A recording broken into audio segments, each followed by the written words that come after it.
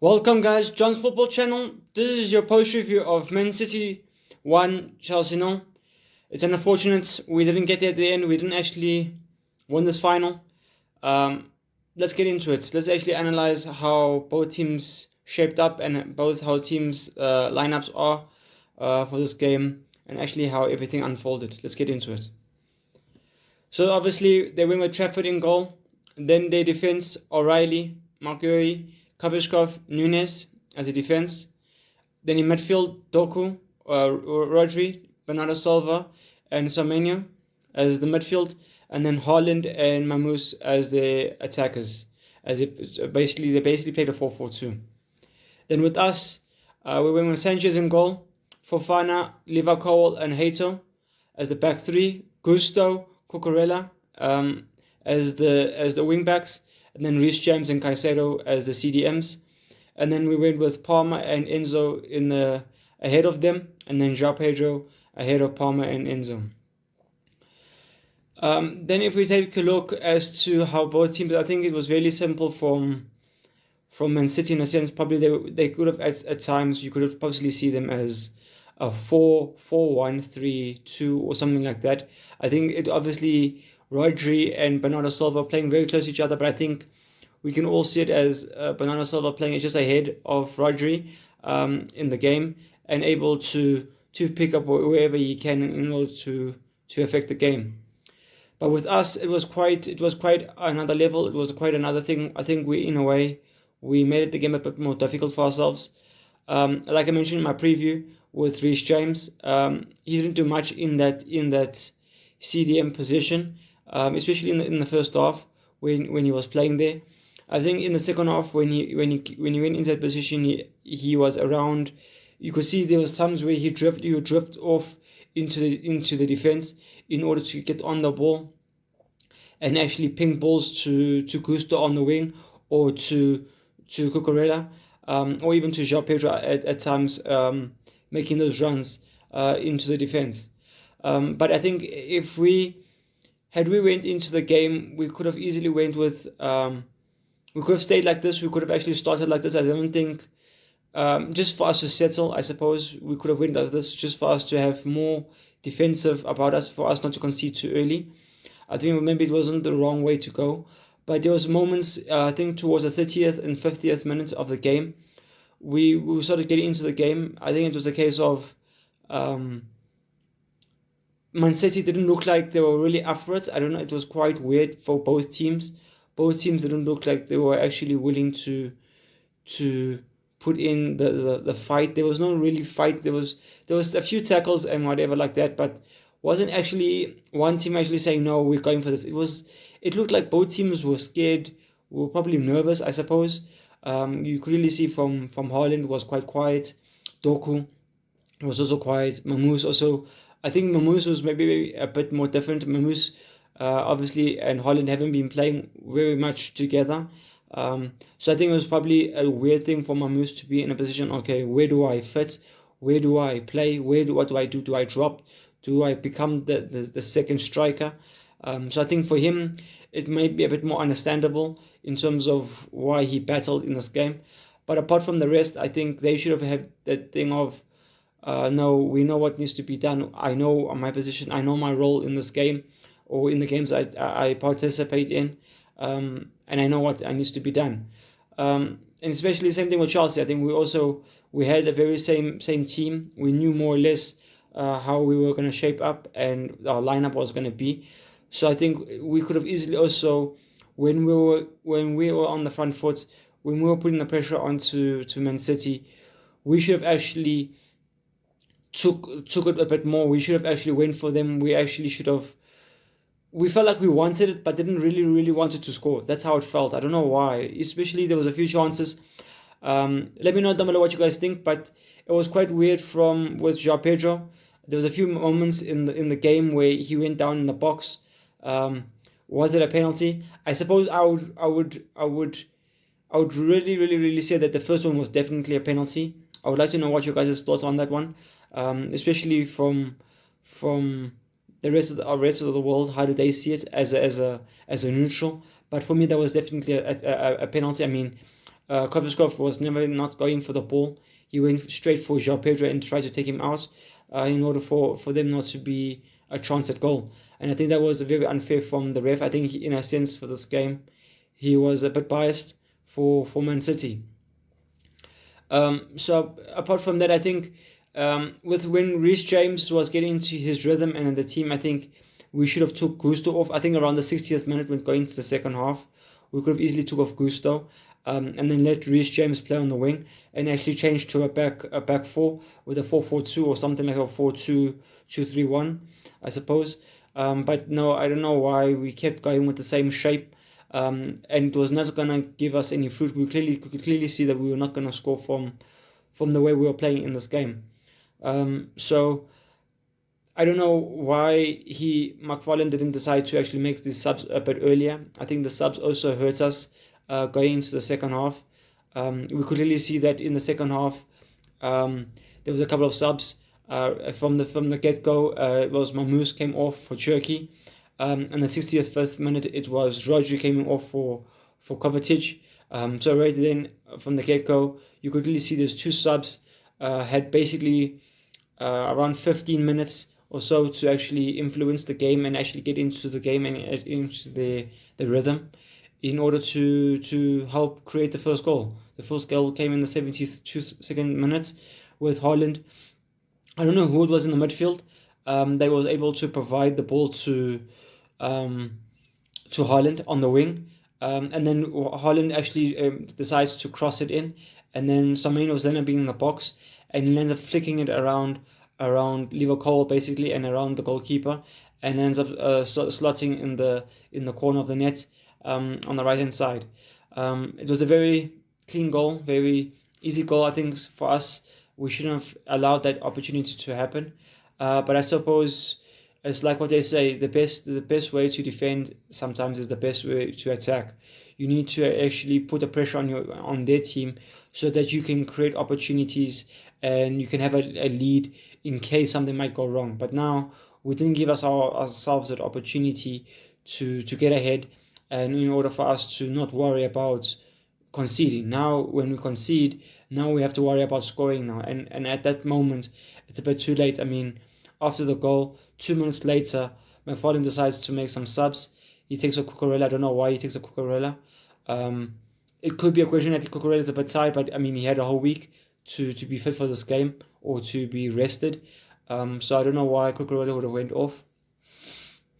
It just didn't make sense. And then we end up taking off Reece James for Delap as well. Another one that didn't actually make sense. It ended up hindering us. Gusto is a decent player, but sometimes he gets himself into scenarios where he ends up throwing careless possession away, and we at times, especially in big games, you cannot be throwing possession away that easily. There was times where he could have crossed and he failed to do so, or there was times where he could have kept the ball a bit more better on his feet and he didn't.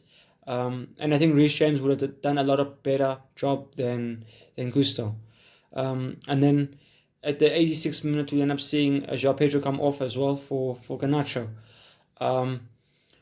For me, around the 60th minute, I don't know why, but João Pedro just didn't look like he was up for it. He didn't look like he wanted it. I don't know what kind of player. I mean, you've been scoring goals for the whole season, and now you come into one of the games where you could actually win a trophy, and now you just diving carelessly.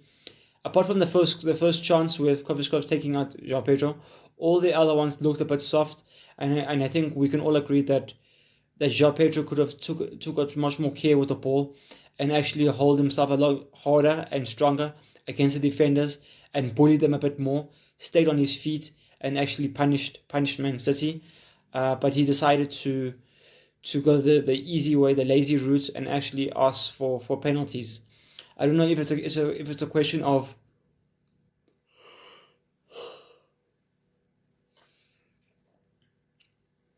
I don't know if it's a question of maybe João Pedro was lack of confidence for this game and not able to or not willing to actually find ways to actually overcome the difficulty of not knowing exactly how to utilize his strengths and being able to remove that bad energy and that bad I wouldn't say confidence, but the opposite of not having confidence. I mean, you need to find your confidence from somewhere. It needs to from you to shift and say, no, I can do something. I'm gonna do my best, even though there's a ball coming in and I might not get there, but I'm gonna try to get there at least. I'm not gonna just dive and think and assume that I'm not getting there. Hence why I'm just gonna cause a penalty and ask for penalties and all sorts. Then if we look at obviously there was some subs that came on, and then obviously they have the 6 players that were key players for both teams, the likes of Fofana, Sanchez, and Enzo for Chelsea, and then Mercury, Haaland, and Doku. I think let's start with Man City. I think for Man City, we can obviously go with Semenyo. Semenyo obviously deserves to be in the conversation of one of the main players that actually did a decent job today, or actually tried to cause us problems. There's a few opportunities where he didn't actually get exactly what he wanted to do on the ball. There was something where he would try to cross it or try to shoot and didn't actually work out for him. But apart from that, he did definitely try. He did try to cause us some problems. So I think he should be in the conversation in terms of the man of the match. And I think obviously it would be a bit unfair, but I think Cherki does deserve to be in the conversation. I mean, he did come on and actually be one of the players to actually create something for the goal that Semenyo scored. And I think the third one would have to be for Doku. I don't know why they would have. I think obviously just because of some passes and stuff, that the reason why it's Mark Gurry. But I think that obviously the players who actually did a good job for Man City was Semenyo, Doku, and Cherki. Then if we look at ours, I would say the best players was it just shows you what we've been missing in our defense with Levi Colwill. I think Levi Colwill has been showing what a top player he is and how good of a player we actually need in our backline in terms of a left back, a left centre back. For that, I mean, he's been able to not put a foot wrong. He's been able to cause some chances in terms of on the box, going in for corners and headers. So he definitely should be in the shout in terms of one of the key players for us for this game. And then another one would obviously be, I would give it to Cucurella. Cucurella also does deserve to be in the conversation. I think there was opportunities where the players did get under his skin, but apart from that, he did try to. I think it was also more of a mentality thing. We've seen Cucurella in the past where he winds up the opposition just to get yellow cards from them and get that advantage over the team that he's playing against. So I think he didn't do the worst of a job in order for us to get something from this game. And the third one I would actually give to I think I would give it to Reece James. I think Reece James also did a good job for us. But the other player I also want to mention was Palmer. Palmer at times you could clearly see he was up for it. He was definitely trying to drive and move the ball on, but there was other times where he just felt fatigued. He felt that he wasn't able to do anything with the ball basically, and I think it's quite shocking as to why there wasn't the fire consistent, why wasn't the push consistent from the team. I don't know if it was a case of maybe they knew it in their minds in a sense of Man City kept pressing us, and I think they just knew that we were going to concede, and I think maybe that's or maybe Palmer doesn't trust the other players he has around him to actually get the job done, and maybe that's what at times brings his morale down. And then at times maybe he just says, screw it, I'm gonna do what I can do for this team. I'm gonna do what I can do for myself in order for me to get the best opportunity to get something from this game, and not think that I'll wait 2 years or 3 years to get something like the likes of Harry Kane and Son did for Spurs. I think he's the type of player who wants to win now, and clearly it does speak volumes. I mean, it's the reason why he is one of the best players in the league. I think because he expects a lot from himself, and expects a lot from the players he plays around him. So yeah, guys, this is how the game unfolded. If we take a look at some stats, a few stats, the shots on target, I mean, we only had 1, Man City had 4. If we had to look at fouls, we had 15, they had 13. So roughly around the same, but I don't think it was very, very bad fouls. I think that was quite surprised with Enzo. Enzo was probably very lucky this game to not get a red card with that one opportunity. I think it was against Bernardo Silva. Let me know down below, do you guys think that was a red card? I personally think so. But if you're not giving the penalty, you're not getting that red card. I think you have to be fair. You have to be fine somehow. You can't just give one and then not give the other. So yeah, guys, I think that's how I saw the game. Very, very unfortunate for us not to get anything from this game. And I think we can only hope that Chelsea actually change, or our new owners actually change their philosophy in order for us to actually get better results in the future. Please like, comment, subscribe. I hope you guys are able to recover from this in a sense. I mean, it's going to probably take us 1 or 2 days to actually let this results sink in and come to terms with us losing this cup game. It was probably the only game that we were going to win a trophy. And now we can only wait until next season around this time to actually get another trophy. And hopefully by then we actually have changed our philosophy into what we actually want to do and what we actually need to do for this club to move forward. So guys, this is my preview. Peace.